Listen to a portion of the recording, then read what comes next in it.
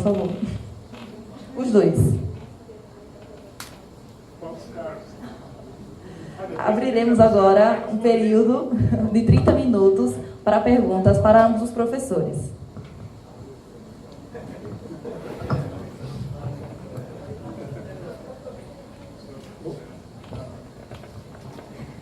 Perguntas.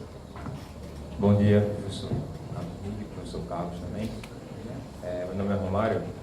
Professor, minha pergunta vai na ideia daquela hierarquia de normas que o senhor falou anteriormente.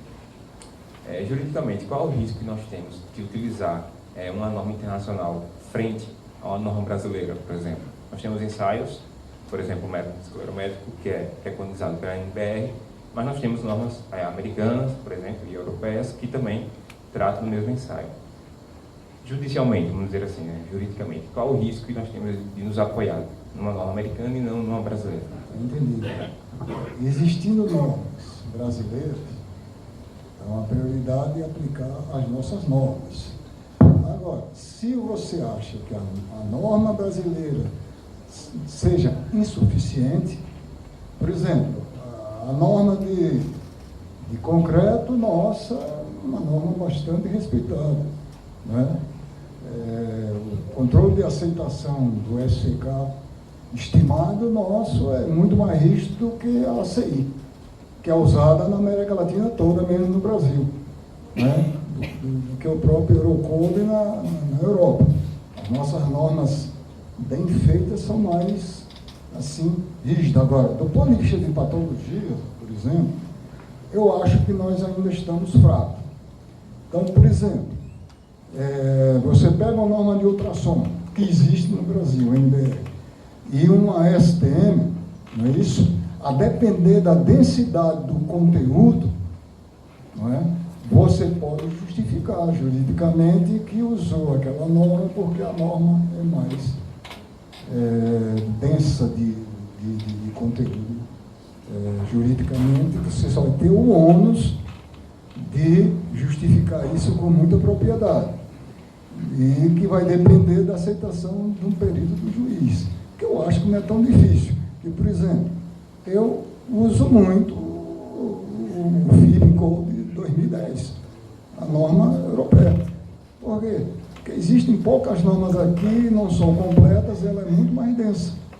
E a gente se inspira muito em cima dessas normas, principalmente feitas lá na Espanha, a partir do aquele Instituto Eduardo Torró, né, na perícia do dia a dia. Numa perícia judicial, você vai ter que fundamentar. Se houver equivalência, é norma brasileira, não tem jeito. Não sei se ele entendi a resposta.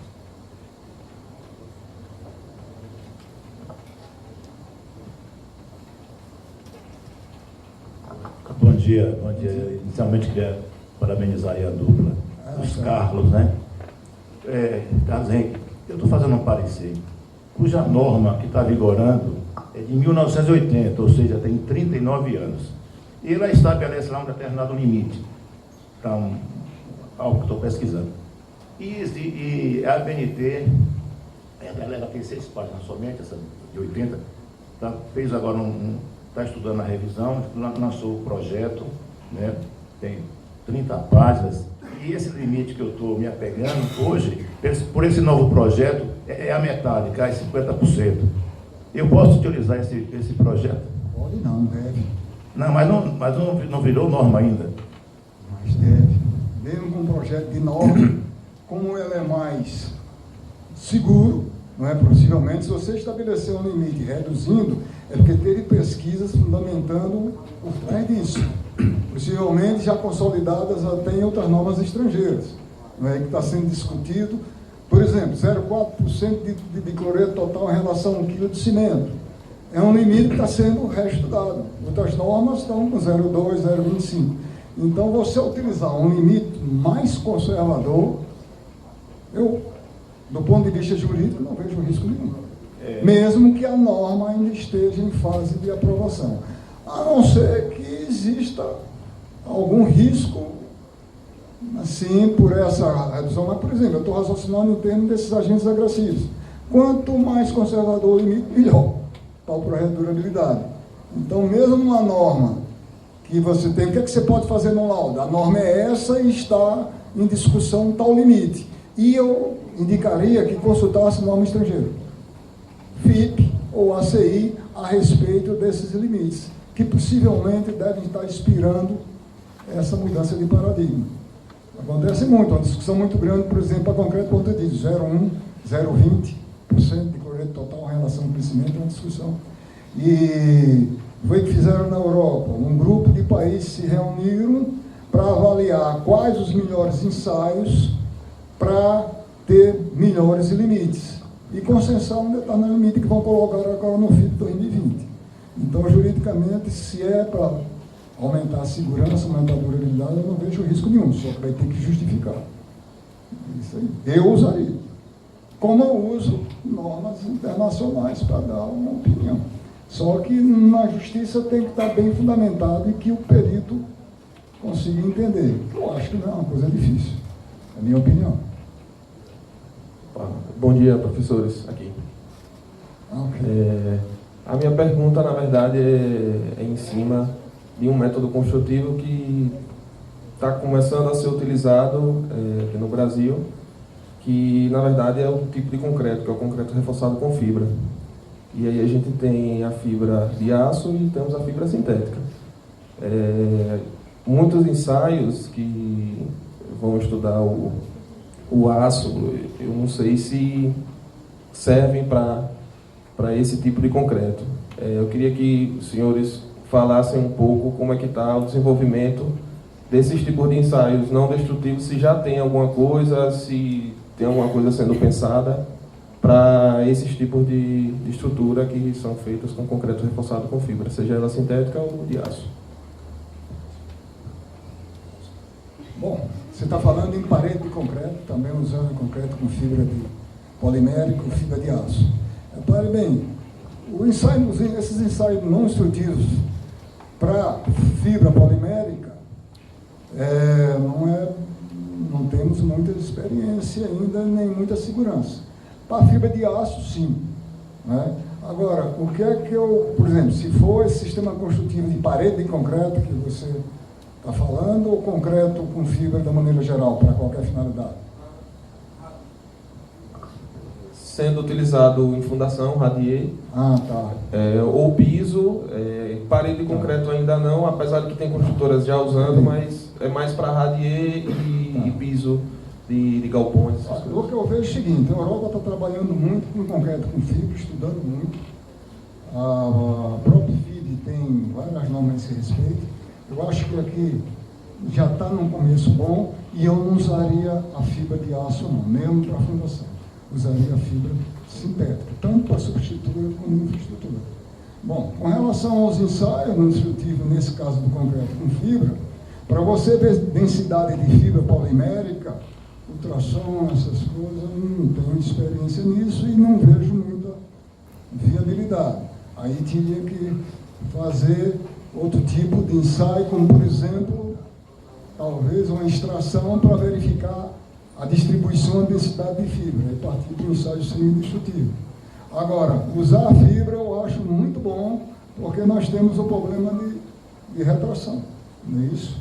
E com essa coisa de 0,2 e 0,4 milímetros, que a nossa norma permite, passa cloreto, passa CO2. E se for em fundação, pode ter sulfatos, que com 0,2, 0,4 ele passa. Concreto com fibra diminui a fissuração. Então, para o ensaio não destrutivo, para você ver teor de fibra lá dentro, esses ensaios que eu conheço não são adequados. Entendeu? Não sei se é isso que você perguntou. A professora... Eu estava pensando aqui em como responder sem dar spoiler do que o Rodrigo vai falar depois, de novo, né? Daí vai tocar um tomate ali. Mas, hoje em dia, você está incorporando a fibra para melhorar algumas características do concreto, não é usando a fibra para substituir a armadura, né? São duas coisas diferentes. Nesse caso, nos dois casos tem ensaios não destrutivos, né? Porque hoje em dia a gente tem você quer ver a resposta do material com fibra. Então isso, hoje em dia o ultrassom faz, dependendo do tamanho da fibra, até podia passar o GPR ali, mas é tranquilo. Até nós já fizemos, né? O seu Walter ali A gente já brincou uma vez com os concretos com fibra, aí passando ultrassom e analisando propriedades. A questão é sempre, a indústria lança o desafio, o pessoal de nanoestrutivo tem que desenvolver a técnica adequada para você conseguir garantir essa confiabilidade. Aí, de novo, falando dos paradoxos, né, que eu falei, tipo, na área de energias, né, o pessoal da Petrobras, eles não conseguem botar um equipamento, um material novo, né, em operação sem ter uma técnica de inspeção já desenvolvida e associada. Está faltando a gente trazer isso para a construção civil. Né? Então, se constrói, né, de uma forma diferente, você tem que ver como isso vai ser inspecionado, como vai ser reparado. Mas tem tecnologias interessantes. O Rodrigo vai mostrar depois. Né? Ele está me olhando com uma cara aqui que... Bom, pelo que eu entendi da pergunta dele, por exemplo, com ultrassom consegue ver a densidade de fibra polimérica. Você deve ver a densidade ou ver... Porque resistência, modelacidade, tudo bem.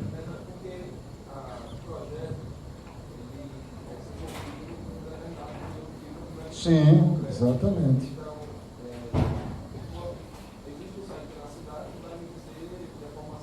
Certo.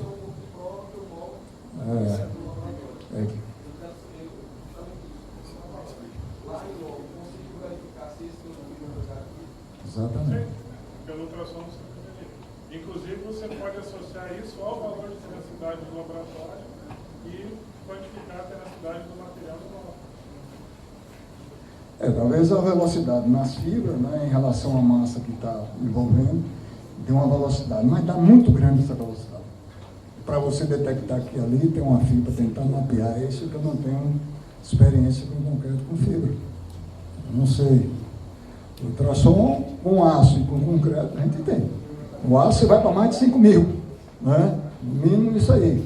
Eu não sei qual é a velocidade que eu consigo numa fibra e naquela massa cimentícia que está em volta, para daí eu ter um mapeamento e ter uma concentração de fibra, que é o que você está precisando, que é isso que eu entendo, que você tem que monitorar realmente a quantidade de fibra e a distribuição de fibra que tem dentro do concreto para o trabalho de retração, essas coisas todas.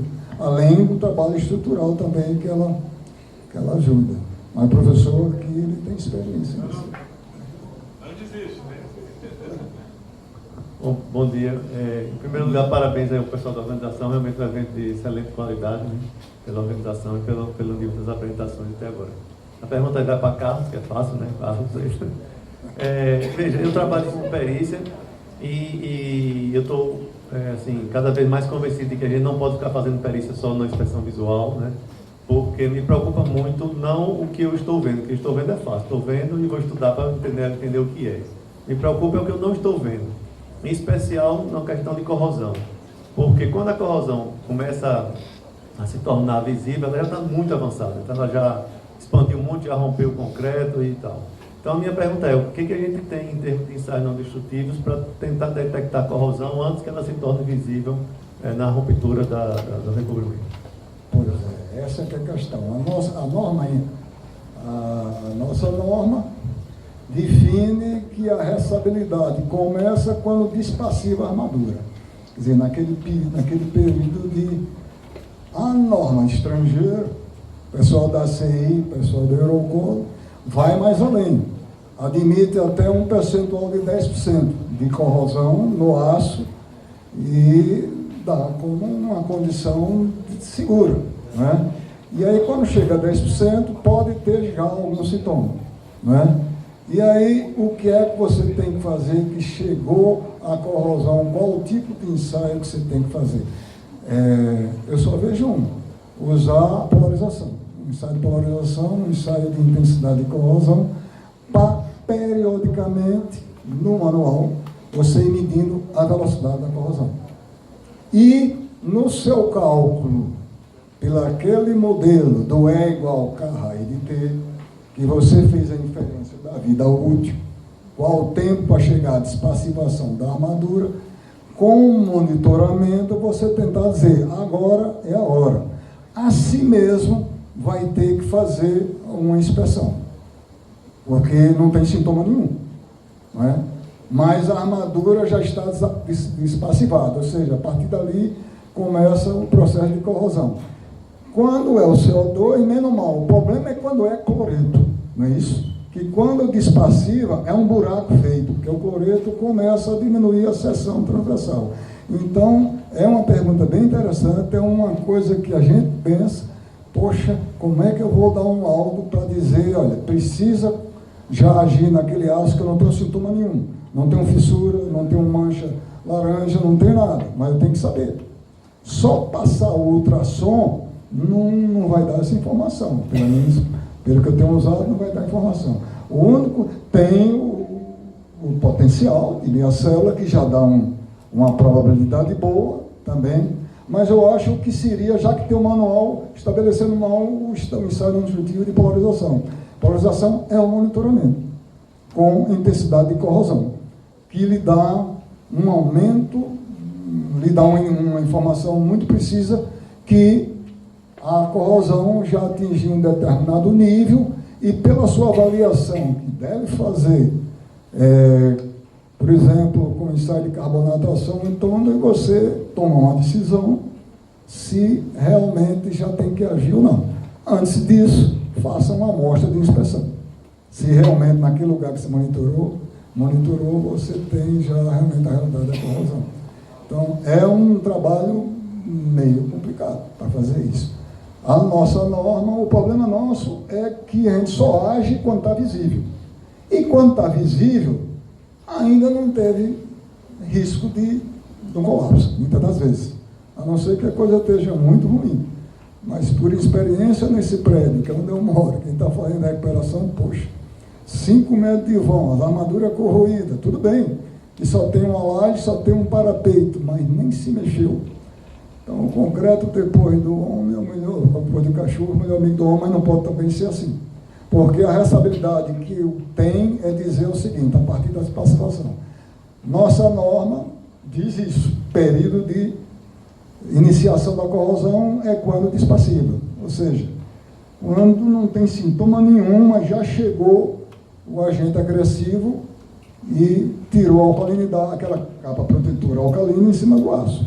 Eu só vejo um ensaio de polarização ou tomografia. A tomografia do concreto também lhe dá uma informação bem precisa. Só que tomografia é um ensaio de imagem, um ensaio que tem que blindar a cara. Então, acho que deve incorporar nos manuais a polarização. Estava rindo de novo que eu vou sacanear o Rodrigo, né? Mas ele vai mostrar aqui depois o medidor de resistividade, né, o medidor de potencial de corrosão. Você vai mostrar, não? Ah, tá. Eu estou prometendo aqui, daí você está... o medidor de potencial de corrosão e a pacometria também, que seria utilizada para, né, tanto localizar quanto dimensionar essa corrosão. Aí até nessa linha nós publicamos um trabalho até que foi feito em cima da tese de doutorado do Carlos Henrique, onde a gente quantificou, né, a corrosão através de ensaios, né, por correntes parasitas. E a gente conseguiu acompanhar toda a evolução do processo corrosivo em chapas de aço, né, conseguindo uma correlação, acho que acima de 95%, né, com a técnica não destrutiva, né, de correntes parasitas, que é a base da pacometria. É claro, você sempre tem que calibrar, tem que, né, fazer um estudo para aquela condição de concreto, de cobrimento, né, as características da armadura, mas hoje em dia já está, né, bem possível, ainda falta a gente trazer a tecnologia para o mercado de Sergipe, né? Mas eu esqueci de falar também na minha palestra, segunda-feira a Prosec estava de aniversário, foi 65 anos da Prosec. Eu vi lá no site que eles estão dando 65% de desconto nos equipamentos. Era 65 ou 6,5, eu não me lembro, mas é uma vírgula só, né? Vamos cobrar aí quando o Rodrigo chegar, viu? O professor lembrou bem que uma técnica do micromagnetismo daria uma informação, só que esse equipamento já existe no mercado. Vai mostrar, né? Só do magnetismo foi a melhor propriedade para correlação com corrosão. O ultrassom eu não tive muito sucesso. Monitorando um prédio todo durante um ano, 16 andares, todo dia medindo, não tive correlação. como a literatura está cheia. Correlação que eu falo de resistência mecânica com a velocidade do ultrassom. Não deu. 0,6, 0,7, para mim não é correlação confiável para tomar uma decisão. Correlação confiável é de 0,9 para cima. O micromagnetismo, como o professor falou, deu. Só que eu não conheço se existe um equipamento que diga isso.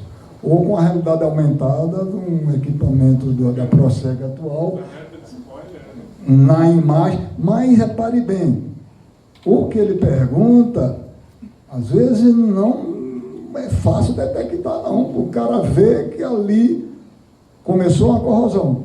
Detectar que ali tem um ponto, um pit já furado. Ali já tem... Não é fácil.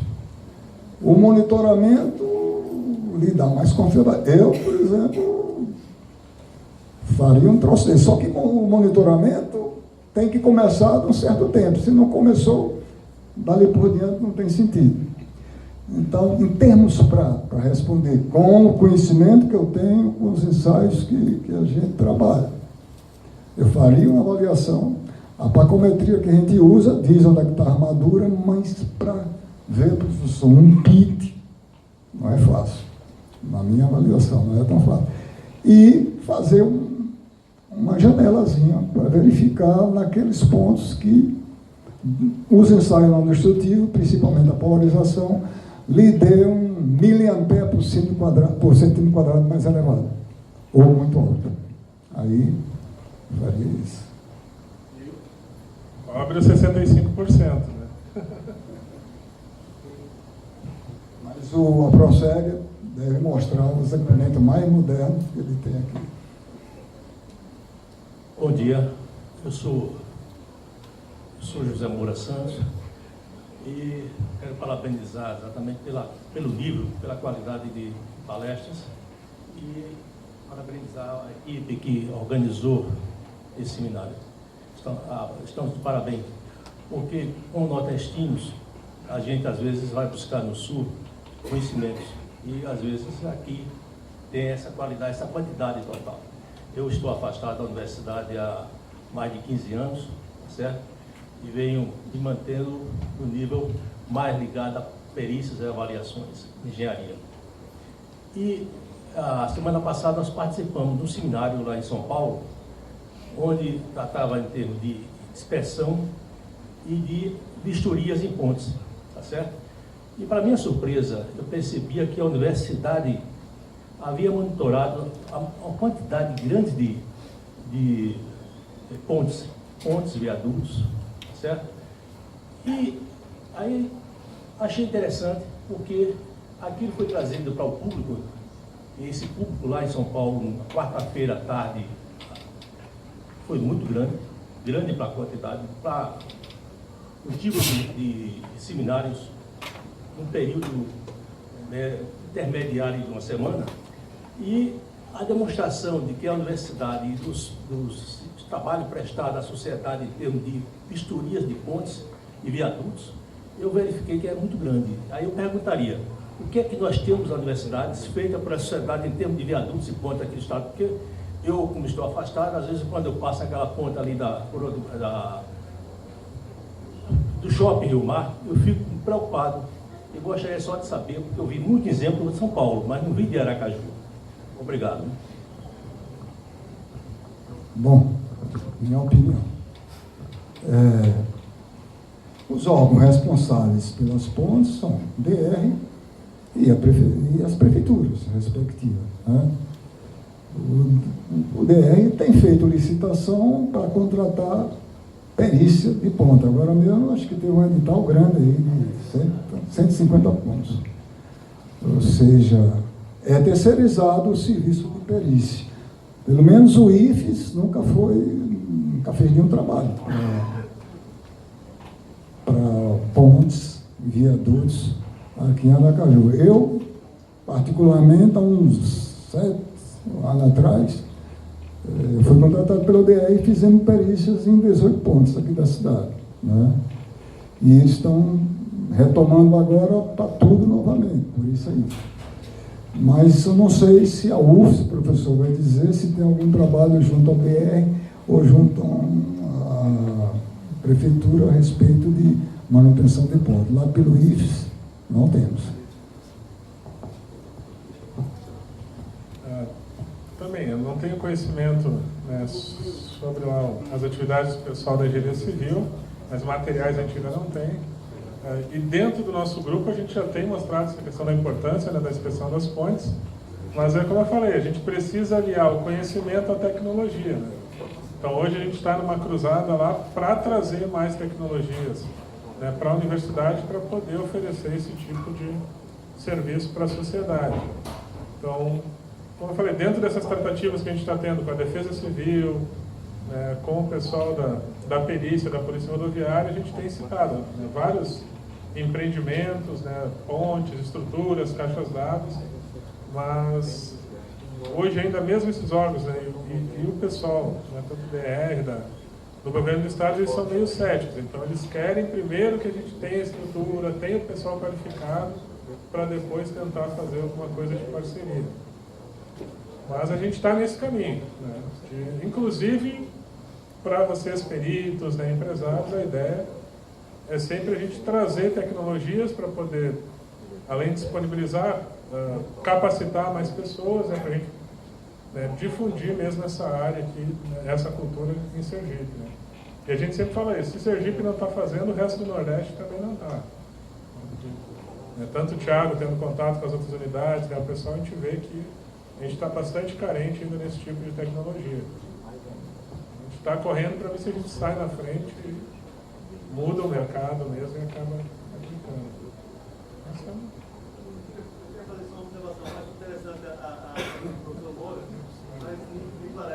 A pergunta não é o que a universidade não está fazendo, porque a universidade não pode ir lá no dono do negócio e dizer, eu vou fazer. A universidade tem que ser provocada pelo dono do negócio. Eu queria que vocês fizessem. Eu acho que a pergunta importante, professor, é por que a universidade não está sendo demandada pelo dono? Essa é uma pergunta que a universidade tem que se fazer. Por que o dono não está sentindo, não está confiando na universidade, não está achando que a gente faz?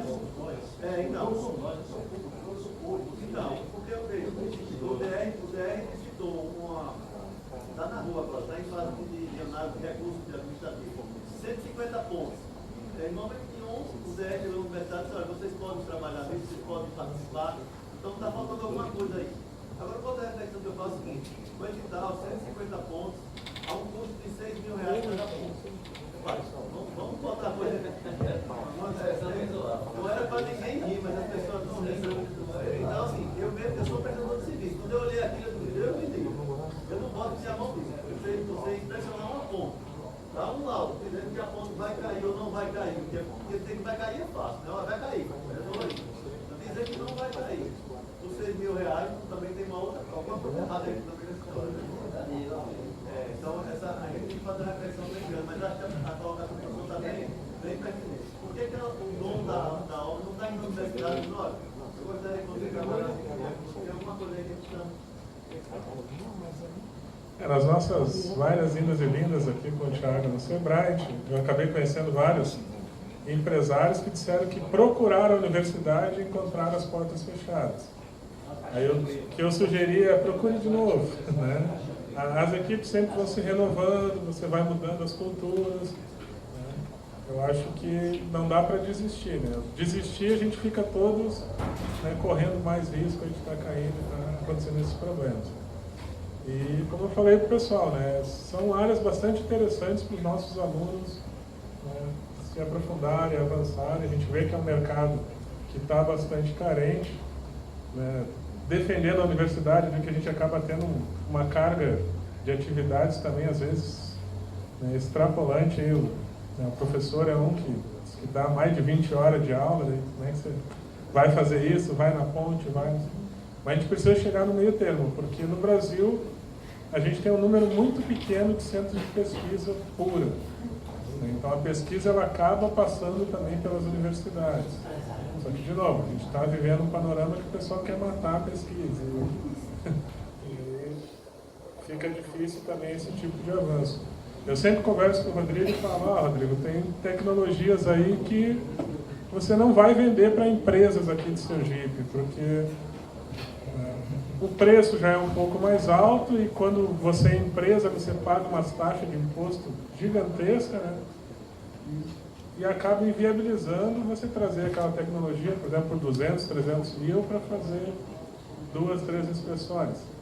Né? Mas a universidade, com seus fins sociais e filosóficos, além de ter várias isenções aí de impostos, né, a gente tem a pesquisa, a gente tem outras razões para ter essa tecnologia aqui. Então a gente está tentando viabilizar isso. Mas tem muito equipamento que ele vai mostrar depois, né, dando mais spoiler, que hoje em dia já poderia estar botando na perícia, na obra. Eles estão super intuitivos, estão super interessantes. E nós também temos interesse de estar participando disso. Né? Eu estou com o pessoal lá do DOPS que eu estou dizendo para eles, não, tem coisa que vocês vão ter que ter, mas eu vou ajudar também a desenvolver, a avançar. Desculpa eu passei a ideia que eu estou fazendo uma crítica universidade, não é isso não. Estou fazendo uma crítica assim, ao fato de a gente não conseguir Isso essa interlocução.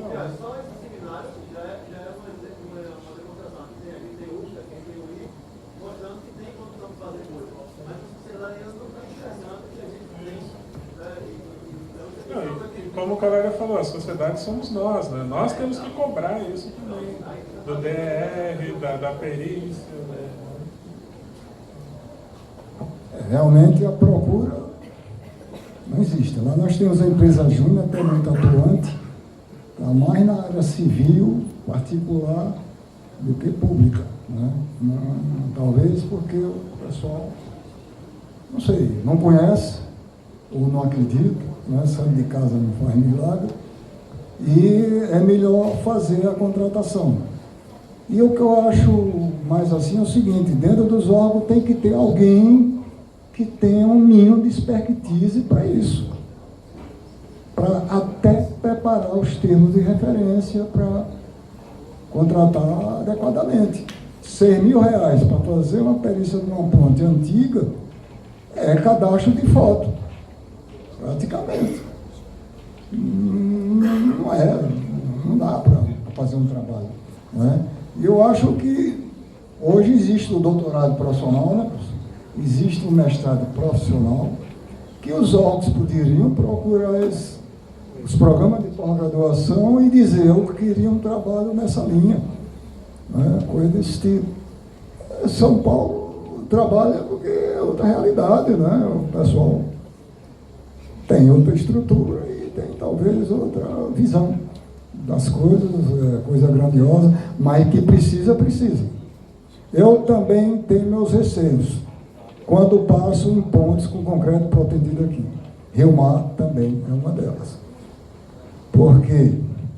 Porque são os ensaios, só conheço 2, pode até existir, pode ser que existam outros, que é a ressonância e a tomografia, que são ensaios caros e não foram feitos. E aí o que acontece? Faz um monitoramento mecânico, mas o problema é protendido, está lá esticado. Se corroer o cabo, ele rompe e vem tudo embaixo. Então, e nós temos as nossas pontes, os nossos viadutos viraram sistema viário. Tudo bem que o trem-tipo até que não tem aumentado, a carga por eixo não tem aumentado, mas a frequência de tráfego aumentou bastante. E é um sistema que tem fadiga, em presença de ambiente agressivo. O que é que eu faço quando vou ver protendido? É procurando ver se tem fissura, que não seja fissura de retração, fissura mecânica no protendido, é um indicador, porque ele está perdendo proteção. Mas tem que ter, por exemplo, um trabalho de ensaio mais especializado para ver se lá dentro aquilo já está protendido, já está corroído. Então, o DR ele está partindo para essa linha, né? Talvez porque não conheça que a universidade tem expertise para isso. Engenheiro civil, a maioria não sabe da importância da engenharia de materiais. Não dá para viver separados, eu acho. Porque qual a pior patologia que a gente tem nas nossas obras? Corrosão. O que é que a engenharia civil estuda em corrosão? Nada. Não é? Nada. O pouco que vim aprender foi no doutorado lá em materiais. Trabalho danado para conseguir aprender um pouco e não sei tanto. E a gente faz um laudo e vai assumir uma responsabilidade, né, futura. Eu mesmo, quando caiu aquela ponte de Pedra Branca, um colega do Rotary, caiu uma ponte de guitarra. Foi uma que eu periciei.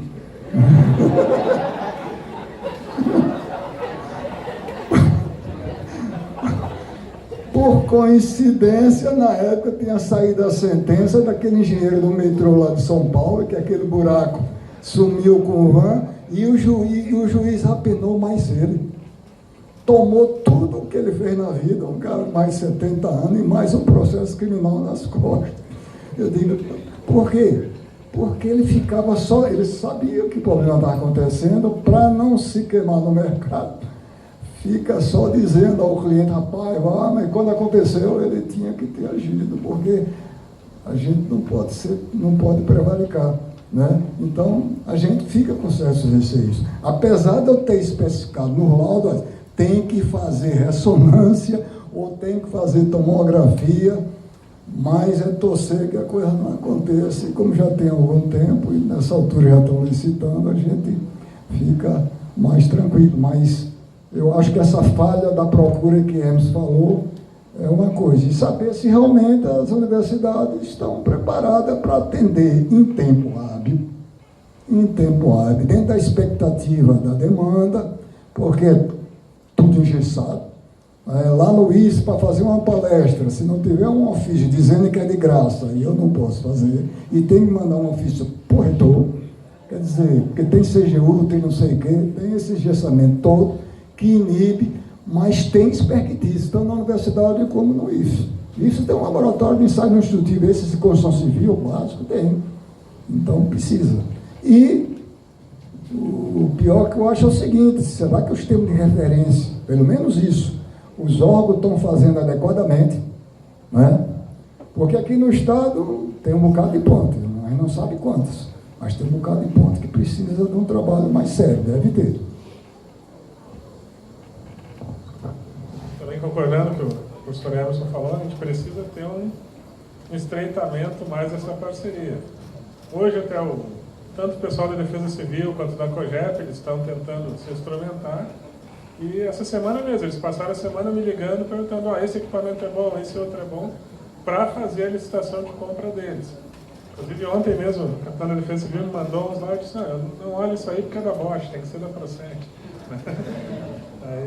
Mas de verdade, não porque pela amizade do Rodrigo, mas é que é o melhor equipamento, é o melhor suporte. Né? Você não pode se incomodar, não adianta você comprar uma coisa ruim que não vai lhe dar resultado e você vai, né, depois estar deixando parado aí no canto. Você precisa comprar um equipamento que vai lhe ajudar aí. Em defesa aí dos engenheiros civis, hoje lá no nosso programa de pós-graduação, a gente tem mais engenheiro civil do que engenheiro de materiais, né? Eu estou com uma turma lá de 20 alunos, que são 14 engenheiros civis, né? Que é uma dor de cabeça, porque eu tenho que estar mudando todas as minhas aulas, né? Para poder mostrar exemplos para eles. Mas essa procura tem sido bastante gratificante para nós, mostrar que a nossa área está podendo contribuir aí e se relacionar, né, com vocês. E, como o senhor falou, essa questão de expertise ela também precisa ser desenvolvida. Então, muitas vezes, o pessoal da universidade, né, que também está num ciclo fechado ali, não está vendo o que a sociedade está precisando.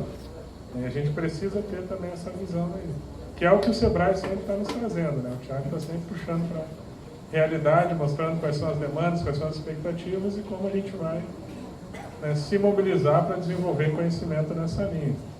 Eu vejo que é a melhor maneira da gente garantir empregabilidade para os nossos alunos, né?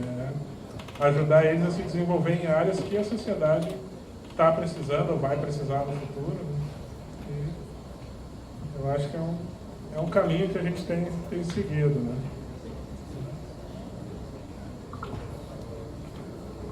Né? Bom dia. Meu nome é Raí, formei no IFES, fui aluno do professor Carlos Henrique, de vários aqui, parabenizar de novo, fico feliz em ver a evolução, né, desde quando eu saí do curso. Aproveitando a pergunta, né, do professor Emerson, vieram várias coisas na cabeça e também depois desse bate-papo aqui todo, né, para elucidar algumas coisas, como o professor mesmo disse, a gente estuda pouco, corrosão, né, de cloreto, estuda mais agora na pós-graduação, e não sobre uma técnica, mas como o professor perguntando, como é que eu vou saber a corrosão, né, como se ela já atingiu a armadura, tudo. Eu gostaria de fazer uma pergunta, e mesmo se quiser dar uma ideia, mesmo caso não exista. Temos várias técnicas, como disse, que vários tipos de ensaio. Tem da pacometria, né, que a gente pode localizar as barras e também ver o cobrimento delas. A ultrassonografia, a gente analisa a qualidade do concreto, né, ver como ele está. E a partir do mapeamento que foi feito aqui, até foi pela Larissa, né, no TCC dela, a gente tendo também várias, não ideias, mas o conhecimento sobre difusidade de cloreto, né, índice de penetração, e a gente sabendo em cada ponto, né, aqui em Aracaju, em cada setor, poder mapear locais e fazendo uma correlação entre isso. A gente sabe que essa estrutura ela tem um cobrimento X, o concreto tem uma qualidade boa, a gente sabe que o índice de penetração de cloreto é esse. A gente fazer um mapeamento, a gente não consegue fazer uma correlação para estimar o tempo em que o cloreto vai atingir essa armadura. E assim seria até vamos dizer assim, utilizando um papel social que, quando a gente faz esse mapeamento, poderia ser divulgado, então trazendo as empresas, né, principalmente as construtoras, aqui, e também o condomínio, né, que foi pouco falado aqui, mas é muito importante, né, trazer os síndicos, trazer os condomínios para essas palestras, para que eles, como o síndico ele é um responsável legal, né, então eles têm que entenderem, né, sobre essas técnicas, porque é através deles geralmente que vem a demanda, de fazer isso para poder entender, fazer um mapeamento para saber, vamos dizer assim, acho que conseguiu pegar a ideia, né, para saber um tempo estimado. Então, como já foi feito esse estudo, de saber qual o cloreto, né, o índice de cloreto em cada ponto, a gente poderia fazer isso, e utilizando as outras técnicas, né, de ensaio não destrutivo, que não seria uma só, a gente conseguir pegar esse apanhado e estimar, para que possa até agir e colocar até em um manual de manutenção, para a gente saber, né, e já ter uma ideia mais ou menos das áreas, poderia ser até para a própria IMURB, questão de fiscalização, né, das vistorias. Acredito que se houvesse um estudo e conseguisse trazer todas essas técnicas aliadas, né, a gente conseguiria uma correlação para poder a gente trabalhar e estar mais direcionado. Tá? Eu queria saber se existe essa possibilidade ou se já existe em curso.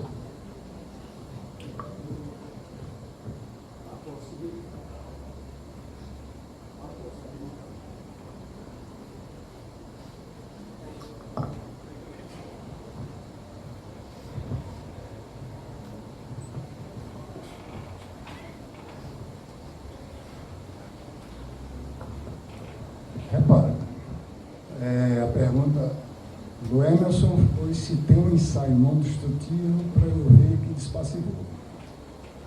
Essas técnicas que eu trabalho, só vejo uma polarização. Né? Mas, carbonatação e teor de cloreto é o que a gente usa para dizer se chegou ou não chegou, ou quantos anos leva para chegar. Né? Naquela formulazinha do E igual a K e T. Tanto para cloreto quanto para o CO2, é o que a gente faz. E é o que me dá segurança que despassivou ou não, se chegou lá.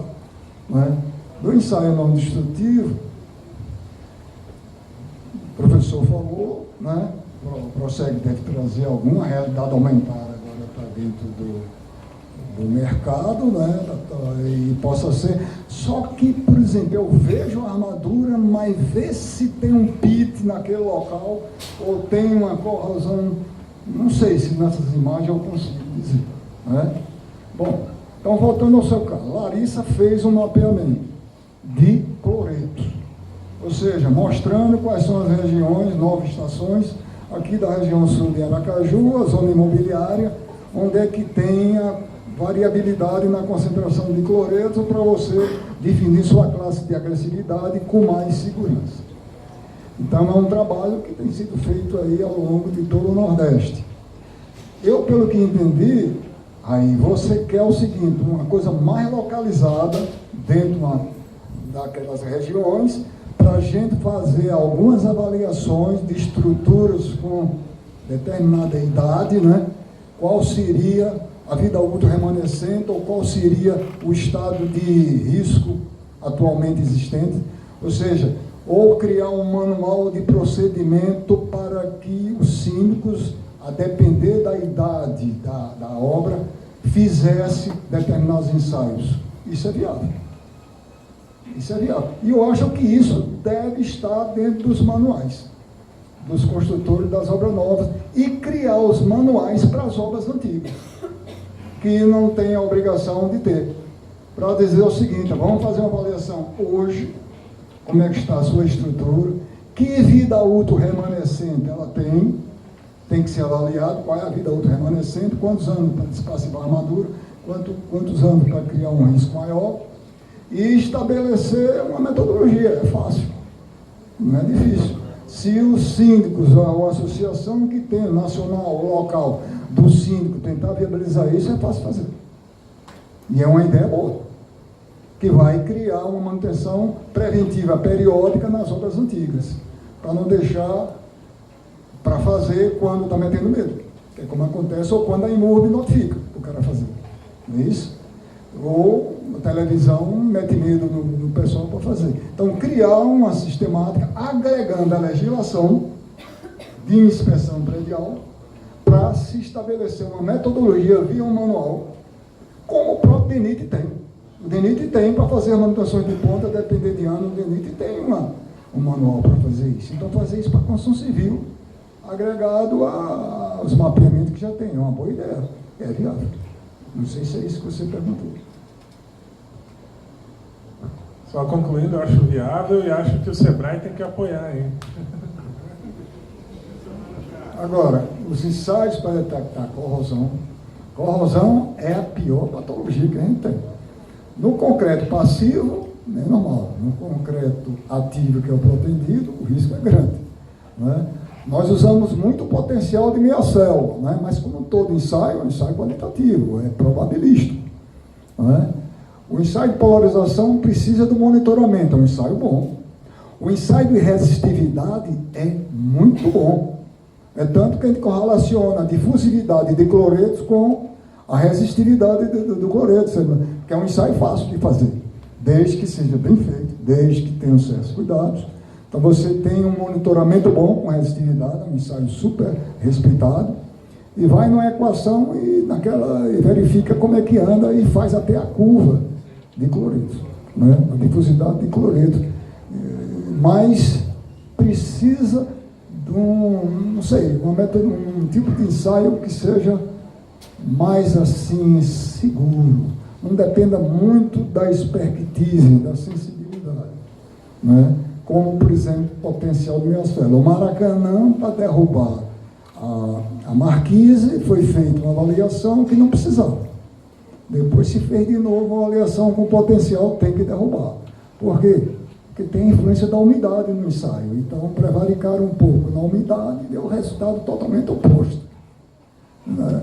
Então, corrosão, nós só temos o quê? Potencial de miocélula, né? E a polarização para monitoramento. Essa é a realidade. Eu não sei o que Rodrigo da Proseg vai trazer de novidade. O magnetismo é excelente. É a propriedade que eu vi durante o doutorado, o professor Carlos Martins me orientou tudo, é uma confiabilidade espetacular. Aquilo eu posso confiar. Magnetismo, micromagnetismo com propriedade, mas o ultrassom, sinceramente, eu tenho minhas restrições para corrosão. Eu não procuro ver corrosão com ultrassom. Eu confio no teor de cloretos confio na profundidade de carbonatação e razoavelmente no potencial de minha célula. Eu tenho que fazer uma série de ensaios para me dar um pouco mais de confiabilidade. E na dúvida, faço uma amostra local. Os ensaios são qualitativos, informativos, subsidiam, mas precisa de um certo feeling para as coisas, e também fazer o ensaio como a técnica deve mandar, porque tem algumas influências. E protendido, não temos nada no estado. Nada.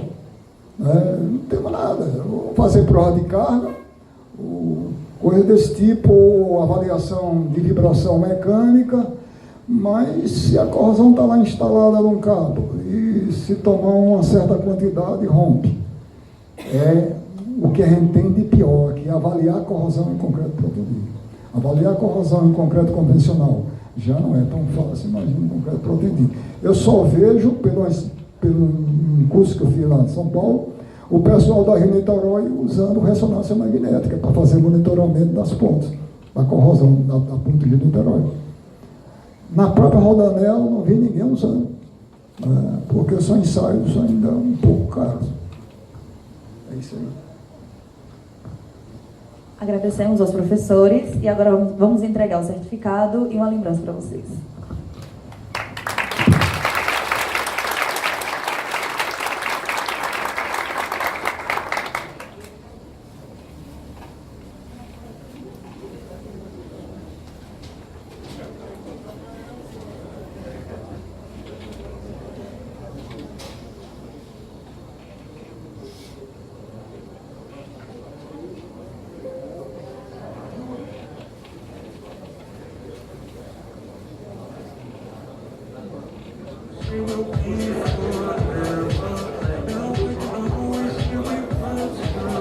Agora faremos um coffee break de 15 minutos e logo retomaremos a